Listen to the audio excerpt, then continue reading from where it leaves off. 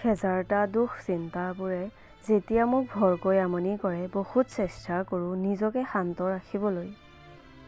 আনে যাতে মোৰ হৃদয়ৰ কষ্টবোৰ নেদেখে, সেইবাবে মিছাকৈয়ে হাঁহি দিওঁ, যাতে কোনেও বুজি নাপায় মই সুখত নে দুখত হাঁহিছোঁ। আজিকালি এইবোৰ মোৰ বাবে বহুত চিম্পল কথা হৈ পৰিছে। এতিয়াতো এনেকুৱা লাগে যে দুখ, কষ্ট আৰু যন্ত্ৰণা এইবোৰৰ বাদে মোৰ জীৱনটো একেবাৰেই আদৰুৱা।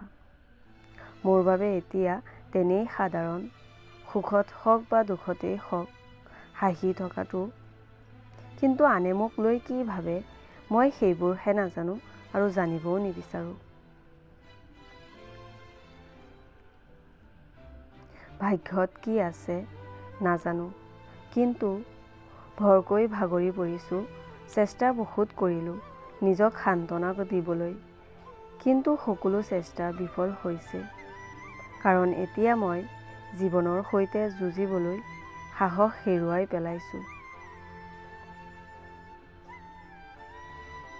কেতিয়াবা মই ভাবোঁ, যদি ময়ো পাৰিলে হয় তোমাৰ দৰে ভালপোৱাৰ অভিনয় কৰি কাৰোবাৰ সৈতে টাইম পাছ কৰিব, তেন্তে হয়তো তোমাক পাহৰি যোৱাটো মোৰ বাবে বহুত ইজি হ'লে হয়। কিন্তু কি কৰিম, মই যে নোৱাৰোঁ।